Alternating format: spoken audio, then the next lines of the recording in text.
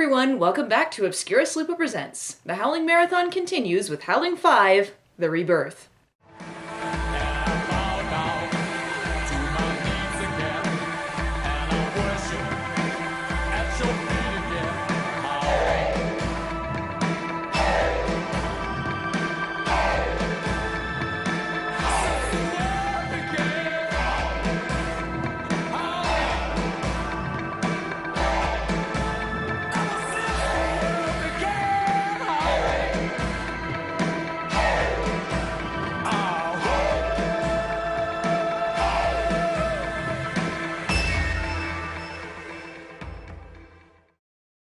Today's movie isn't related to any of the other films, since Howling 1 and 2 are the only movies in the franchise to be connected with each other. Yet. So, if you ever thought that the only thing wrong with the Howling movies were all those pesky werewolves, then this is the picture for you. Howling 5 probably has the least happening in it than any of the other movies, since the main focus is the werewolf whodunit. Basically, imagine a Scooby-Doo mystery in a haunted house, except instead of finding a kooky old man in a mask, most of the characters are met with a great big cup of death. That's right, the whole thing is one big lead-up without much payoff. That's just stupid, am I right?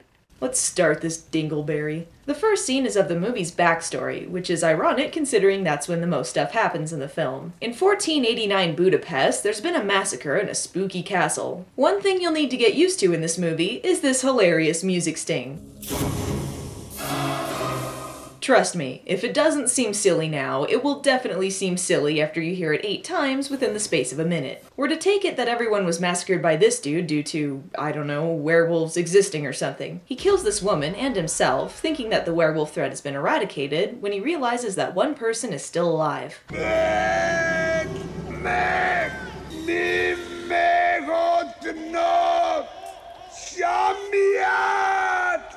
Aw, I think all movies should end that way. Oh yeah, and apparently it's perpetually snowing in Budapest for 500 years since all the establishing shots are the same throughout this thing. Now it's 1989, and we meet the first of our Scooby snacks, Gail and David. Gail is an author, and David is a photographer. That's as far as their establishing scene goes, so that's how much time I'm going to spend on it. We also meet Jonathan and Mary Lou, a tennis player and an actress respectively. Mary Lou's sole character definition is that she's a moron. The very fact that she has any personality traits at all is amazing to me, though to be honest, she's not the best actress in real life either. Oh, it's nice to have a hobby. No, that's what I do for work.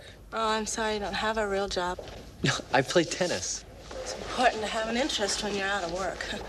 Hear that? That's the sound of that joke bombing. It's a sound I know all too well.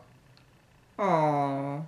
So all of our main characters have been invited exclusively to visit the old castle from the beginning, which is being reopened after 500 years. Unknown to them, they all have a mysterious connection that's led to them specifically being asked to come. In our long list of stuffy dudes in this film who look alike, we have Richard, who is wealthy and apparently leaves his wife in the bathroom when he goes on this trip. For the sake of time, the rest of the class of Howling 5 includes Glasses McCorpse, Ray, Catherine, a famous actress named Anna, and Countess... the Count. And Professor and Mary Ann here on Gilligan's Isle. Got it? Now feel free to immediately forget most of that. For having such a bloated cast, it's amazing how much I felt like nothing was happening here. I suppose a lot of that is because the audience is supposed to try and figure out who the killer is, so a lot of time is spent exploring the characters. Except, it really isn't. There are only a few characters that are really fleshed out, but you don't really find yourself rooting for any of them. I heard a lot of people enjoyed the movie because it was more about the mystery than the werewolf, but I felt the mystery was lacking, and by the end of the movie I'd already figured out who it was anyway. I will say this for the movie though, it does have a bitchin' theme song. No, not that one.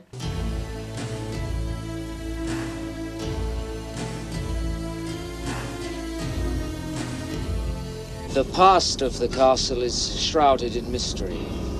You will be the first people to step inside the castle for 5 centuries. I dig the Count, if only for the fact that he seems to detest people in general. It makes it all the more silly that the group would want to go on a tour of a spooky old castle with him.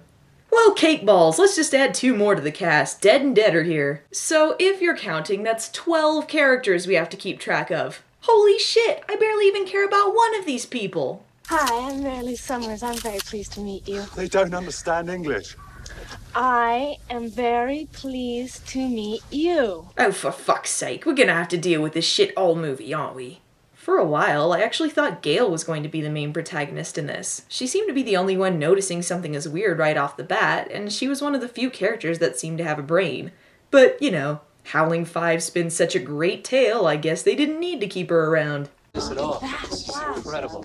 To give the film some more credit, some of the visuals are alright, and despite the budget, the set is pretty nifty. You get sick of it pretty fast, though. To save you time, I will never get back. I will now summarize the next 7 minutes of the movie. Chip, We're in a castle. I'm mildly interested in things. Oh, I say, we're so casual. Rich people problems. Everyone separates to explore the castle, and Velma discovers a human skull. Jinkies! Haha, I love exploring creepy old dungeons. Yes, I'm looking forward to living a long, happy life.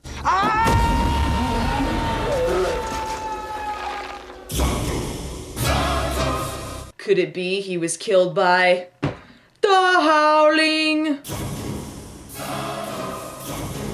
We're still in a castle. I enjoy your company. I hope we aren't horribly Yes, I murdered. think I will have the fish. The Count informs the guest that Who Cares McGlasses has left the castle and a blizzard is blown in, stranding them all there. This is a very distressing situation, as you can see. Hey, we have a hot spot. You want to try it?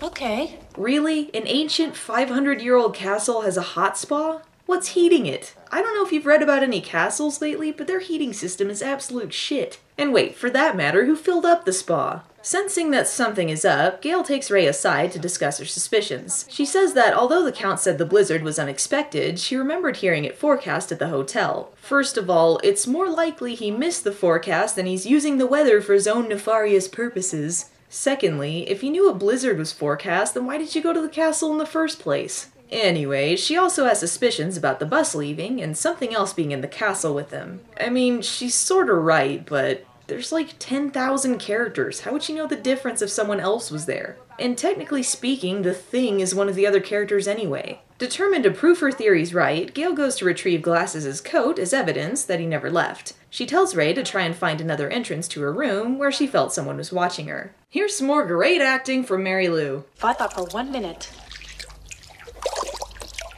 And no funny business. Yeah, he's not trying anything funny. He just wants to bathe naked with you because he values your mind. Jonathan notices that the two of them have similar marks on their arms, something that everyone in the castle shares. And once you find out why, it won't make a lick of sense. It's almost like they wanted to use comedy music, but decided against it halfway through the gag.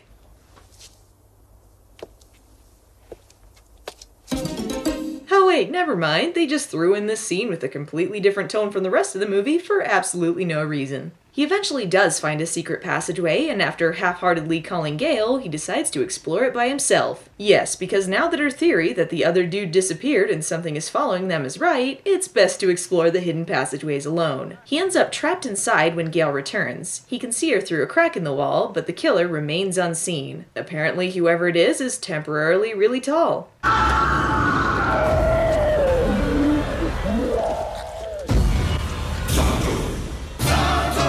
Bye, only interesting character!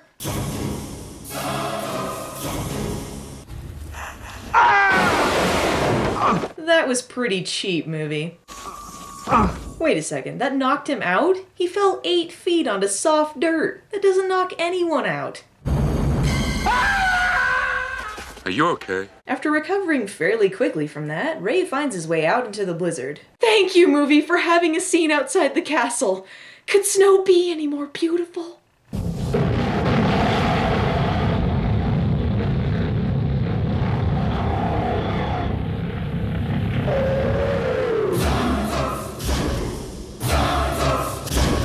Farewell, Ray.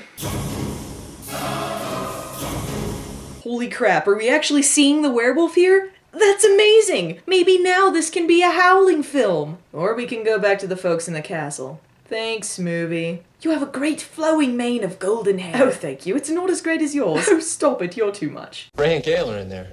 Are you sure? Yeah, I'm positive. I was here an hour ago. I heard them. Sounded like they were having a wild time. Gentlemen, would you lend me a hand to break the door down, please? And interrupt their supposed sex? Well, why didn't you say so? Hey, there's no wild sex going on in here. Finding the room empty, the Count searches for the secret passageway and acts like a weirdo. Yeah, that made a lot of sense for him to do that. He, Jonathan, and David make their way into the tunnel where they find a bloody watch. They decide to tell the others about their totally gnarly discovery. The group debates whether they should go into the maze to look for the missing people since, as the Count explains, the tunnels were designed like mazes that people could be easily lost in. Never mind the fact that Ray found his way out in like 2 seconds. This is serious, yo. In the end, they decide to organize a search party and leave chalk marks to lead them back. Oh wow, I can't believe we're being treated to scenes in torch-lit old tunnels instead of a torch-lit old castle. Now instead of looking at the same old shit, we can look at more of the same old shit. Anna told me about men like you. Yeah, well, she'd know. We've been going out for years. She didn't say that. No, it wasn't serious. That's what she said. What? That you're never serious. That's. And the dialogue is just getting better! What if someone was following us and rubbing off the chalk marks so we couldn't find our way back? Oh, shit. It is rubbed off. Hey, look.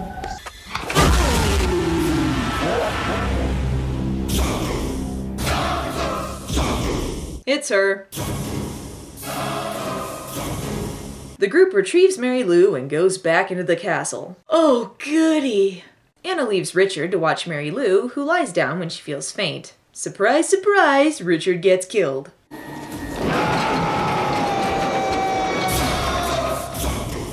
It's her. Meanwhile, Catherine and David have returned to the tunnels, finding Gail still alive. She's able to tell them that it's a werewolf, but dies before she can tell them who it is. Wait a minute, she got a death sting, but she wasn't dead yet? Bogus, man! Suspicious of the Count's intentions bringing them there, the two of them begin to suspect that he is the werewolf. Catherine goes to check on Richard, Anna, and Mary Lou, while David confronts the Count. Take the gun. You're the one that's gonna need it. I'll be all right. Yeah, she'll do great when confronting a werewolf without a weapon. She'll be fine. Catherine finds Mary Lou supposedly still asleep. So wait, she's able to change in and out of her clothes at lightning quick speeds here? It doesn't matter who the werewolf is supposed to be, whoever it is has to be a quick change artist.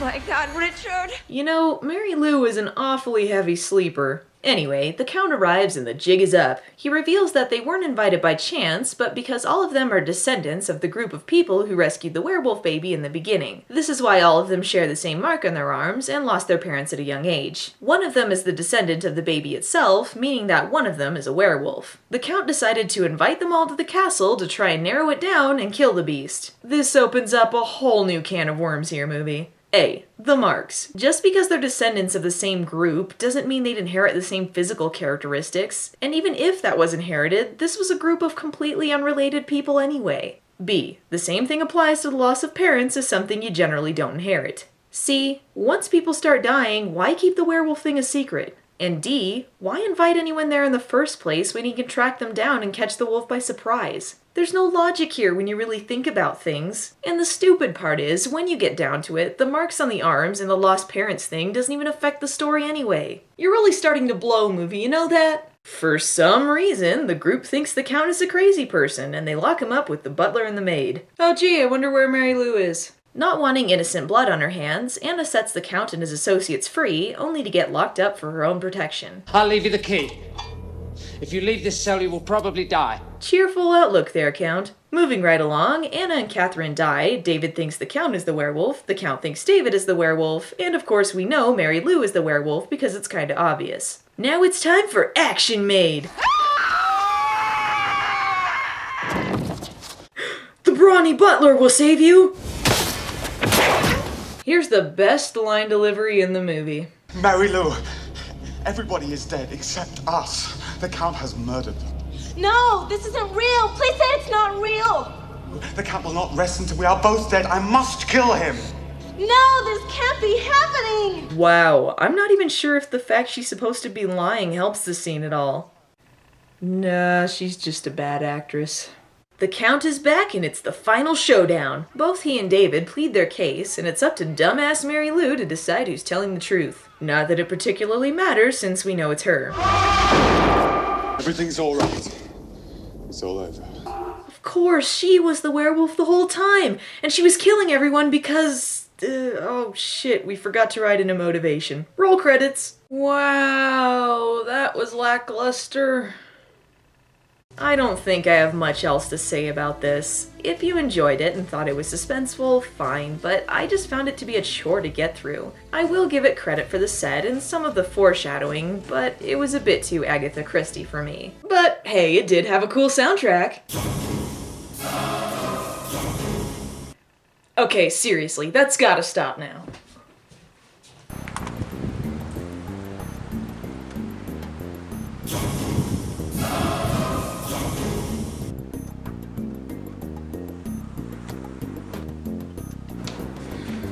It's kind of creepy, actually. I think something's out there.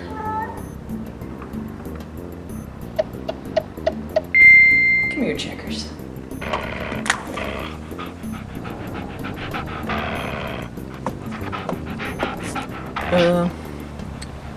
Good luck.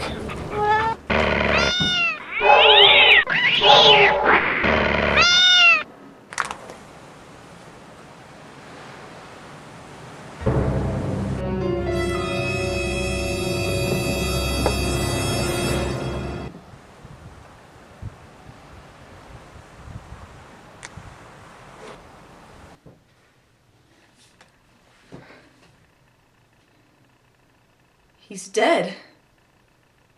I can't believe it. Oh well, must have been nothing. See you for part 6! The series renters are howling for returns with its most spectacular addition ever. Howling 6, The Freaks.